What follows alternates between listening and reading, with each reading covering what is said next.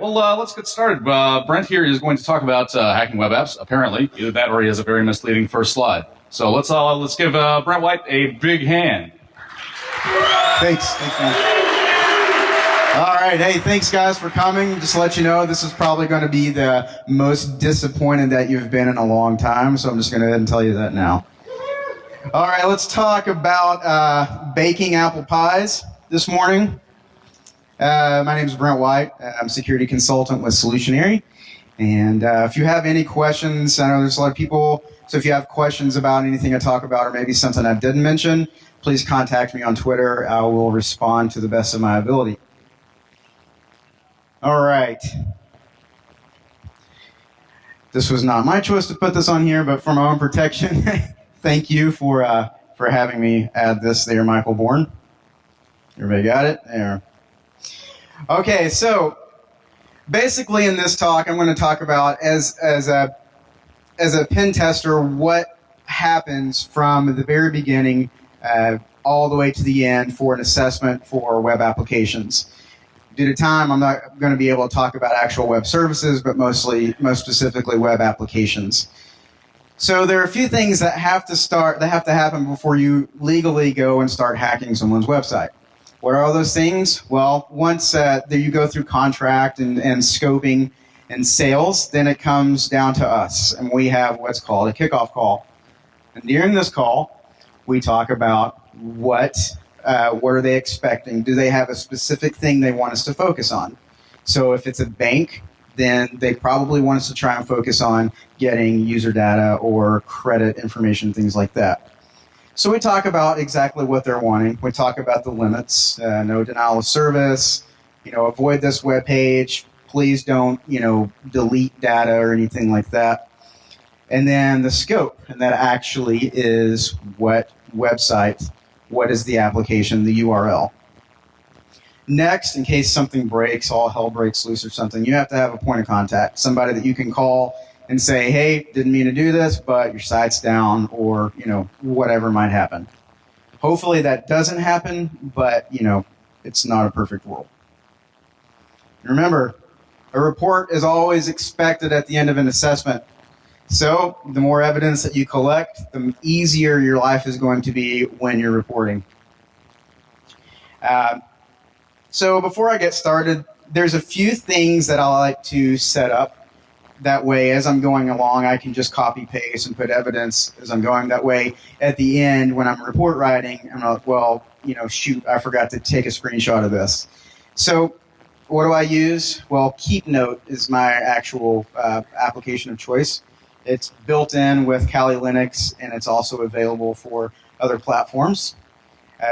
Again, there's several options, such as Dratus and other things like that. Just explore whatever works best for you, what you're most comfortable with.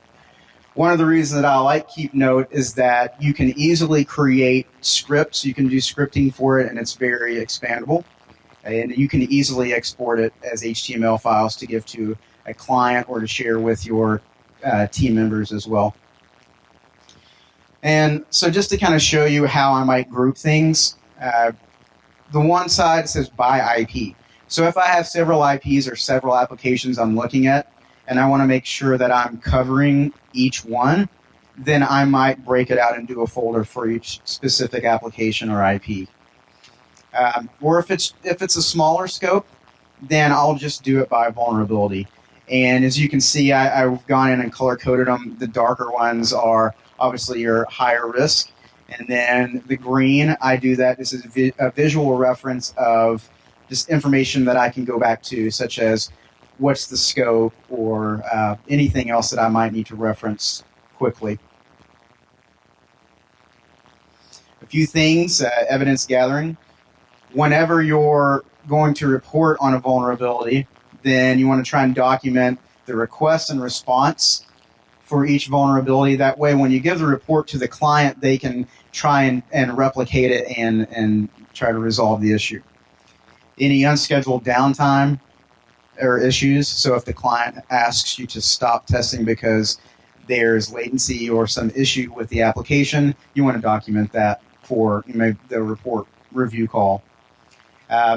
Changes in test data. So if you do create test accounts or you modify, let's say you get into someone else's account and you modify information, let them know. That way they can go back and repair that if you happen to be testing in a live environment.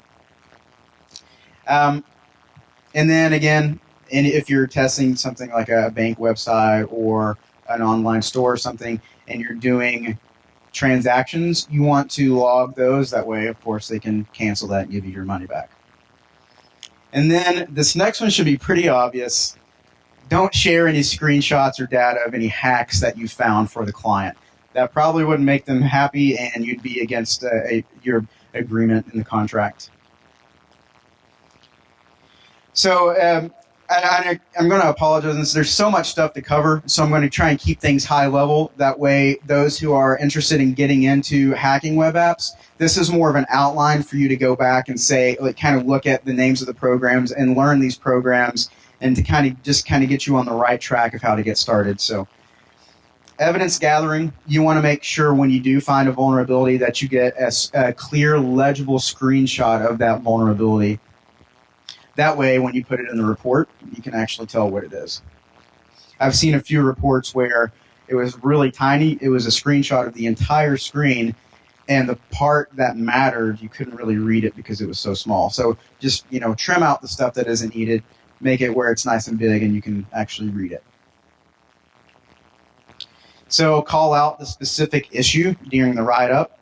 That way, they can actually see what was sent. So you can see the highlighted part where on this particular one I found SQL injection, and so I highlighted the payload or the code that was sent for the username parameter. And then again, as you're going through, let's say for example the SQL injection I was just talking about, if there are multiple parameters, you want to go through and look at that for each and every parameter. So you actually want to go through and document every parameter that's vulnerable to that particular SQL injection, for example. Don't just find one and just give them one. You actually need to be diligent and go through and look at every parameter to make sure everything's being covered. And then you want to have a methodology or a checklist to go by. And when I say checklist, I want to be very clear that I'm not limiting you to that checklist. That's just merely a reminder. Okay, have I fuzzed all of these parameters? Have I looked at this? Have I looked at this? And this is just a kind of a thing to help keep you on track, because as a pen tester, you're going to be doing a lot of things like this, and maybe have several projects going on at once. So this is just kind of a tip to help keep you on track, to make sure that you're not overlooking or forgetting something. That way, the client is getting the most value for their dollar. And then again, you're not trying to go to sleep one night and then you remember, oh, I totally forgot to look at this whole portion of this application. So at the end, it does kind of make you happy, I guess. I had to find a stupid picture for this one, so there you go. Okay, now getting into the actual assessment part, you want to look at anything you can find. The OSINT, which stands for Open Source Intelligence, if you're not familiar with that, you actually want to go through, use different tools such as search engines. If there's been a previous compromise, you might find credentials on something like Pastebin, ReconNG, all these. There are several different tools for OSINT that actually will crawl and help save time by crawling the web for you and finding this data. Again, look for any previous hacks. That's always a good thing to tell a client, like you guys have already been owned, you got a lot of cleaning up to do. Any known malware, anything, I don't know where that came from. So again, this is a manual process. It's very time consuming, but it can be very, very rewarding. And why is that? Well, I've actually found database types, database schemas, test credentials, and so much more information through archived emails, development forums, so many things that have pretty much given me the keys to the kingdom for that assessment. Talking more about OSINT, there's a great tool by Lee Baird called Discover. And you can look at the the screen and kind of get an idea of a few things that it covers for you. This automation tool helps things go a little quicker. Okay, so you might be asking, well, if you're a hacker, why are you running automated tools? You know, that's not cool. You're supposed to go in and do everything manually. And, you know, according to Hollywood, the faster you type, the better of a hacker you are, things like that. Okay, well, automated tools are great because they actually are a huge time saver. With assessments, they cover a wide range of tests very quick, and it really helps you to find the low-hanging fruit. To be very clear on this, and this is something that I know a lot of other pen testers get really irritated about, a vulnerability scan is not a pen test. I know that's a common misconception, so if you know people that think this, please correct them. It's just a vulnerability scan. It's only doing what the scanner knows what to look for. It's not putting in that human element of manual testing. So, and to those that still think a vulnerability scan is a pen test, then this is you right here.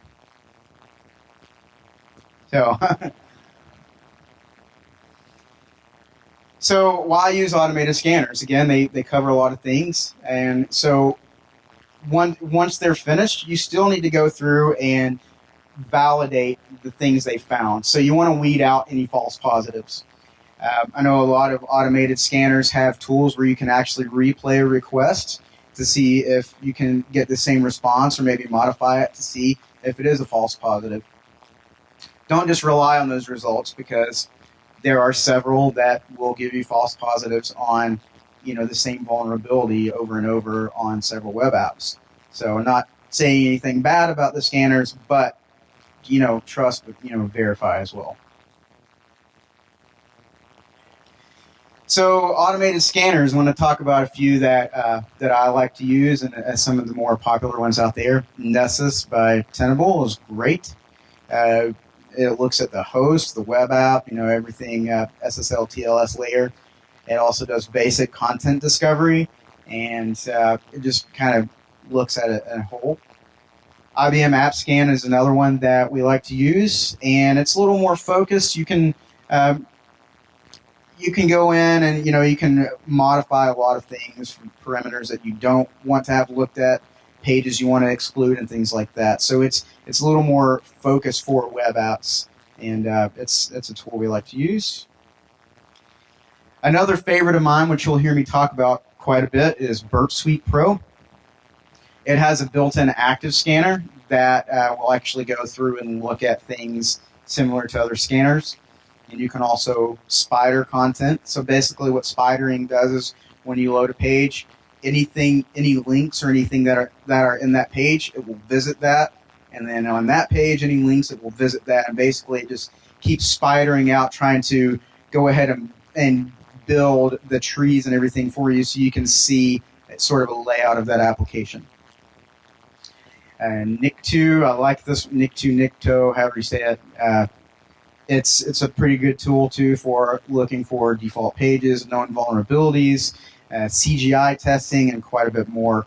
And I like to use this standalone because it gives me a lot more control and I can really dial down based on that specific web app that I'm looking at.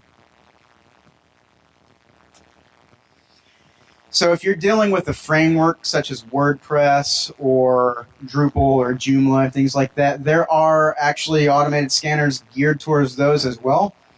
WP Scan, obviously, that's for WordPress. Looks for known WordPress vulnerabilities, outdated plugins, and so on. The ones for the other platforms also do similar things. So look into those. Those are all built into Kali. A good one for finding sort of brute forcing directories that might not be linked in any other way is Dirbuster by OWASP. That's probably kind of hard to see on this screenshot, so I apologize. But basically, you can load your own custom lists or use the lists that come with it, and you can go through and just let it run, and it will try to find and locate its hidden files and folders. Very useful. Make sure you give yourself enough time for this because it can take a while. And again, there are many more pre-installed options in Kali, and this sort of shows you the directory structure where you can go in and find these tools if you're not familiar with the operating system. And then there are other, free options such as Saint and Nexpose and numerous others. So just kind of, get familiar with these tools, find what works best for you. And I know on YouTube and other things, there are several videos, free tutorials to help you learn these specific tools. And sorry I don't have enough time to really cover all those things with you today, but again, this is just sort of to help you get going in the right direction and get started. Automated scanning, pro tips. Verify the settings of the automated scanner. Don't just put in the URL and click go. It's caused problems. It's just not really a smart thing to do. You want to look at the settings. Make sure you're not going to, do something that's going to cause denial of service. Clients, we found out, never like that at all, so avoid that.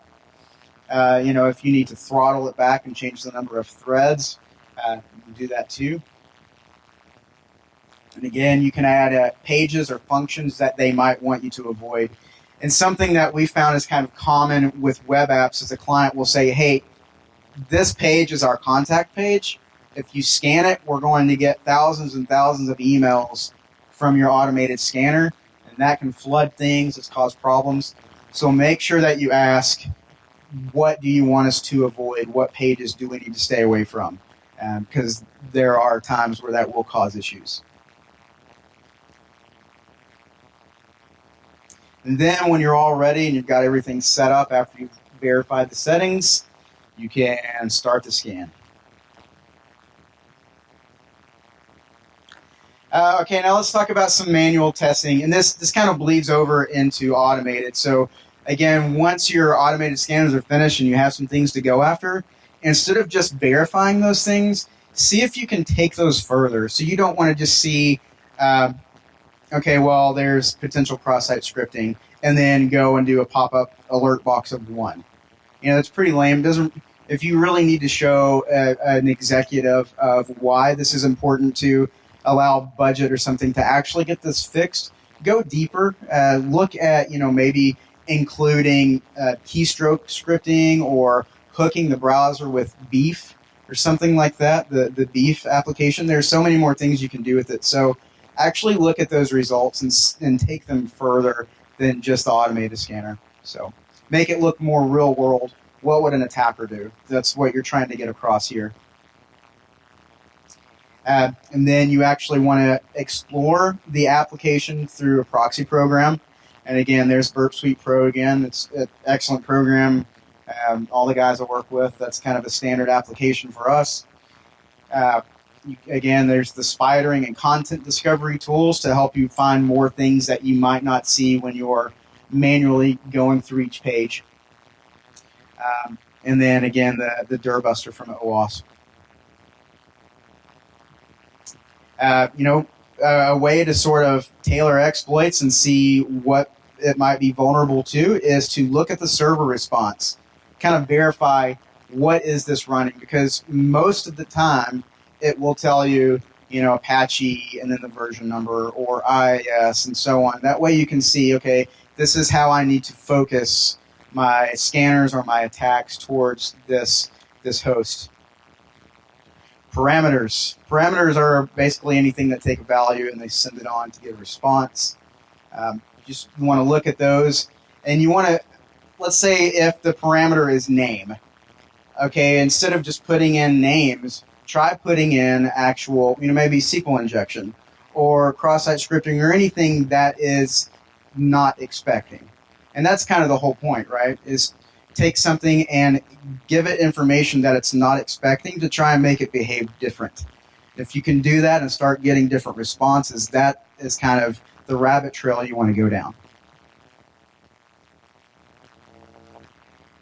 Cross-site scripting, again, I've already mentioned that. If you're not familiar with cross-site scripting, you got to look it up. You got to become familiar with it because there are a lot of really good attack vectors, and more websites are vulnerable to this than we would like.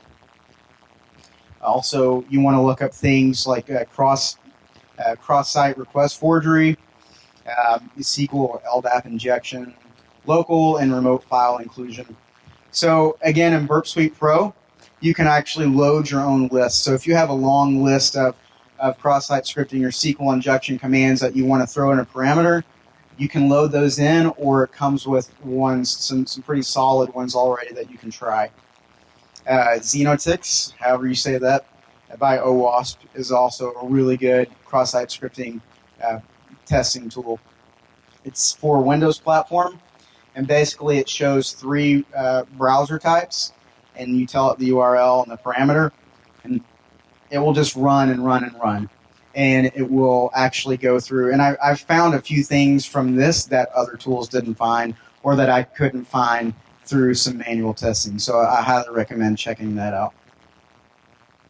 And then if you think you have possible SQL injection, save that request to a file, and then you can actually run that through SQL Map or other SQL Ninja, Barbecue SQL. There's so many different types of SQL injection tools built into Kali or for other operating systems as well.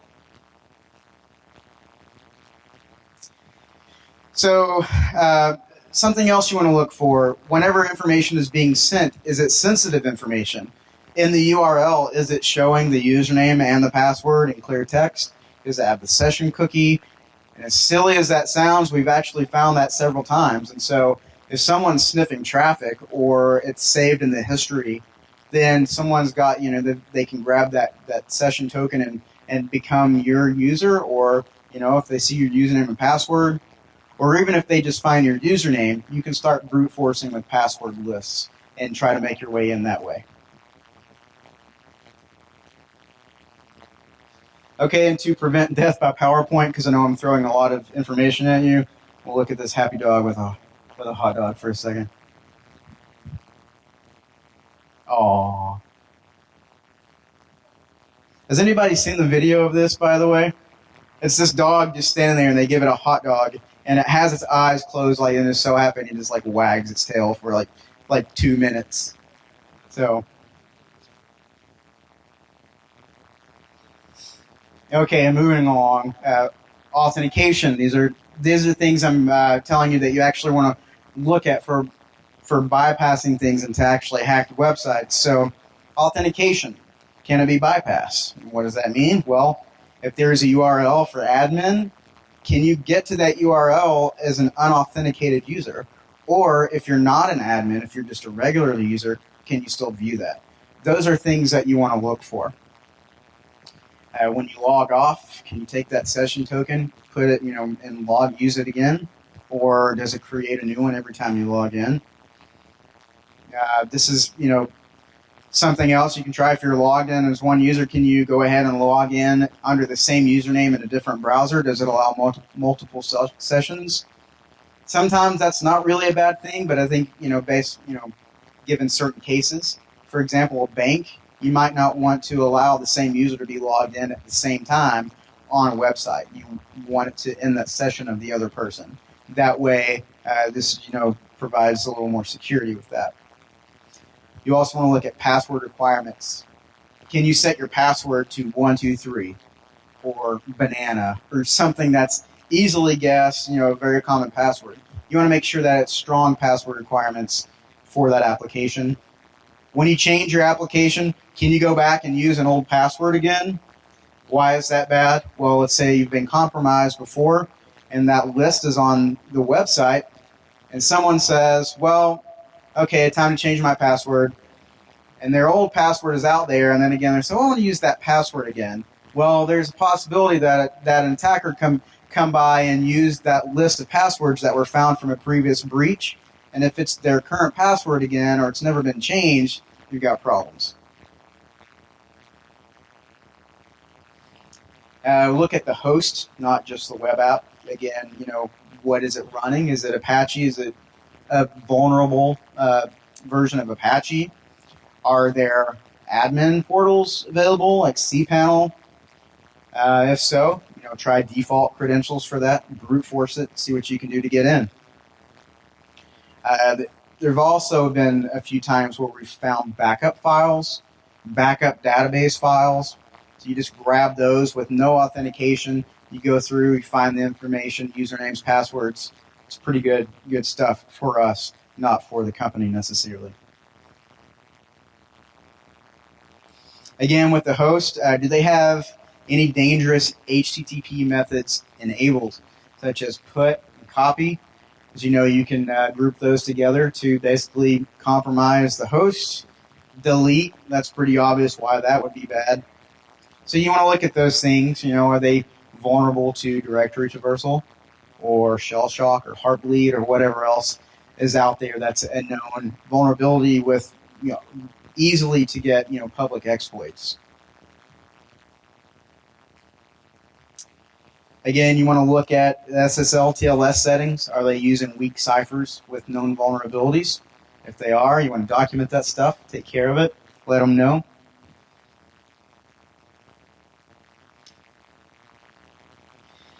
And again, there are methodologies from OWASP as well as several other checklists to kind of help you stay on track. And these things will let you know kind of how to look for different things. And so, if you're new to assessing or hacking web apps, go to the OWASP site, look at their methodology, and that will actually help you walk through exactly what to look at, what things to look for, how to assess those, and so on. Then, practice in the lab. If you're new to this, you do not want to be learning this stuff while you're touching a client website. Bad things can happen. Just make sure you take the time to set up a lab. There's a lot of information on how to set up labs out there. So, check that out if you're not too familiar. And then once you're ready, go hack some websites. So that's basically it for my slides and my talk. I think we have some more time if anybody has questions or anything.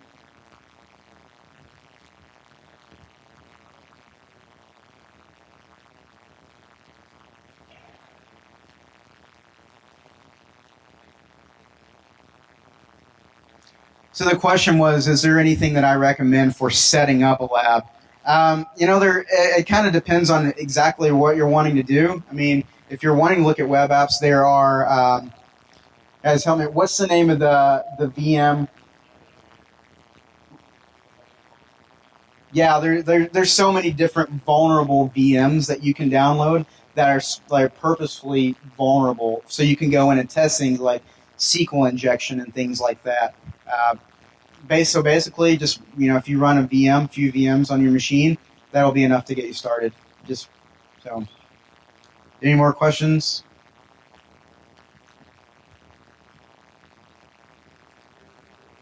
My favorite tool, probably the monkey wrench. No, Burp Suite Pro honestly is my favorite. It's pretty robust. You can actually, again, as I've mentioned, there's manual testing, automated scanning, throw in your own lists, you can craft your own responses, and there's so much that you can do with Burp Suite. So, yeah.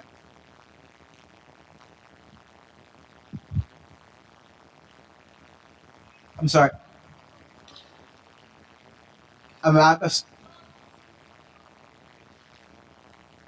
Sorry. NoSQL? Okay. Okay. Oh, like MongoDB, things like that? Yeah, there are tools like that as well. I mentioned like SQL Map and things like that. There are also tools written specifically for testing SQL injection against MongoDB and things like that out there as well.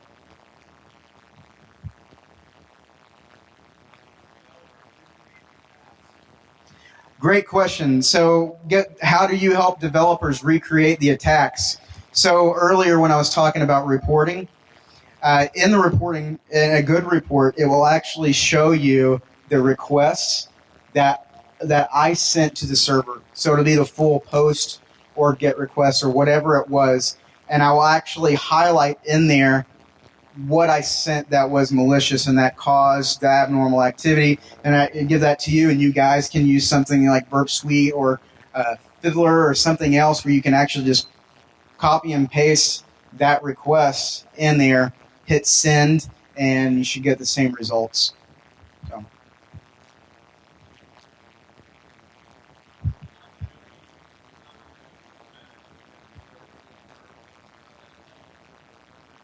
a plugin for Burp for...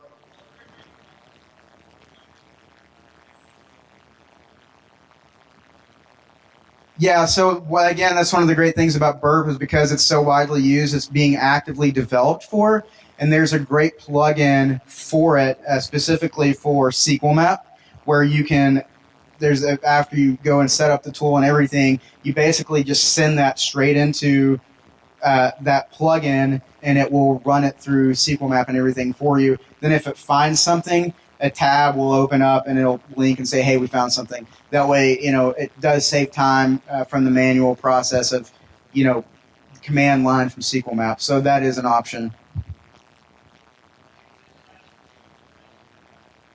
What's that?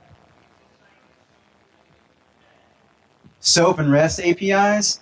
You can use those as well through Burp. You can also test those. And I know IBM AppScan also. You can throw the WSDL and everything in there and help fuzz those parameters and things like that. Was that the question? Okay, cool.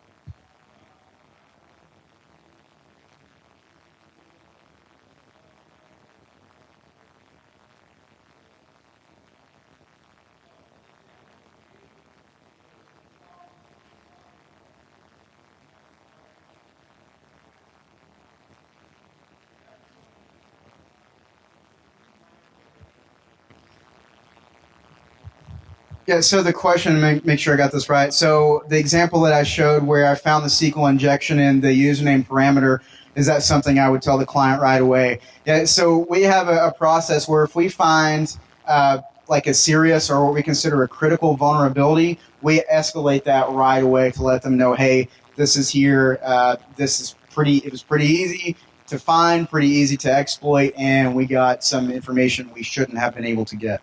That's a good question.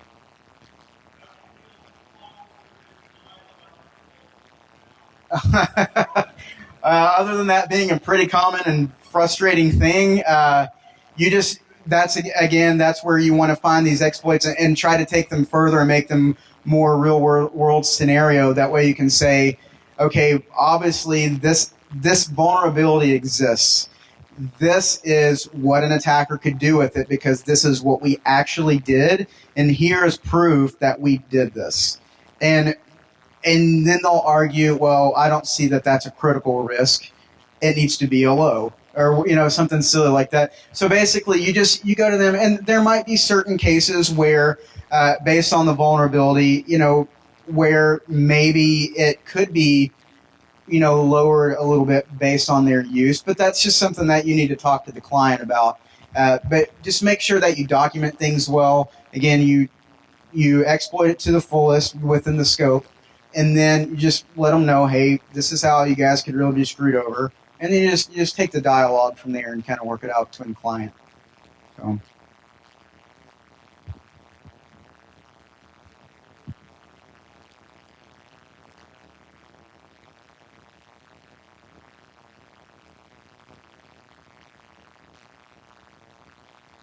So I'm sorry, I didn't quite...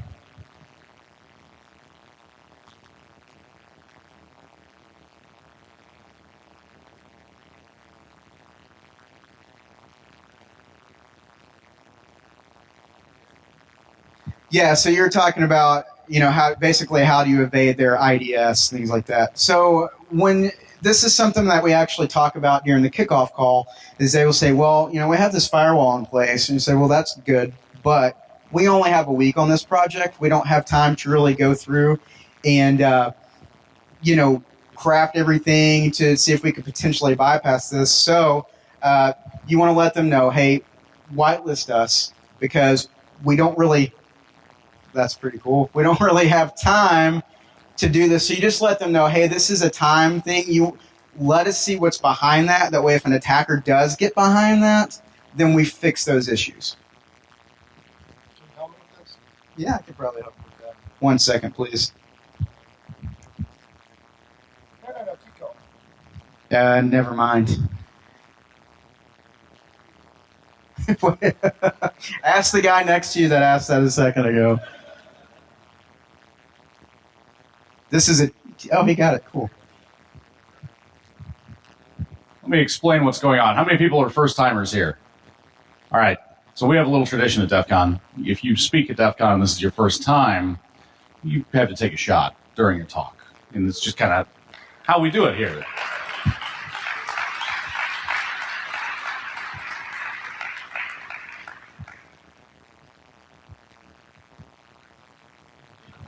First-time listeners have to bring their own, but thank you. Right. All right. Welcome to DEF CON. Welcome to DEF CON.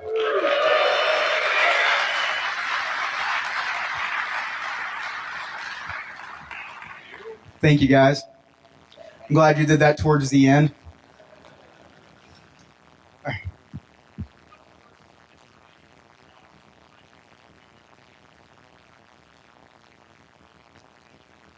Yeah, so what do I read each week? What do I look at to stay current on things?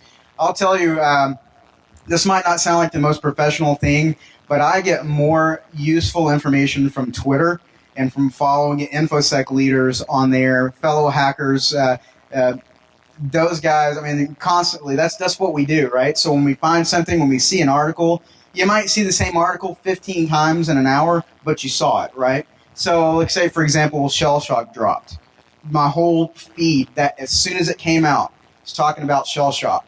The next hour, it was so-and-so has developed a proof of concept or an exploit. Check it out here. So within a couple hours of Shell Shock being announced, we were, the guys we work with, we were all already trying out these proof of concepts and code. And then you heard about it on the news or, a larger thing, maybe 2 or 3 days later, everyone's freaking out about this. But here we are actually already trying it out. So Twitter is a great resource. So, yeah. HTML5, yes, there are some. Actually, just a quick Google search, and there's actually a few tutorials and tests and things like that you can go through and practice it, things you can look for. So, yeah, it does have some issues. Let's see, I think I got time for just a couple more.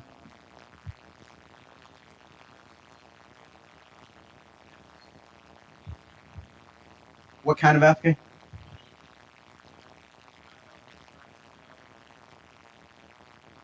Any good application for testing the Mongo? I'm sorry, I'm having a really hard time hearing you. Like, scream it at me like I owe you money or something.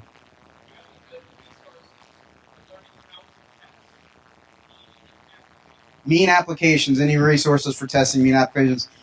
Not anything that I can think of right off, sorry. Just message me on Twitter. I'm sure I've got something I can send it over to you. Anything else? All right, guys, you've been awesome. Thank you for listening to my talk today. Appreciate it.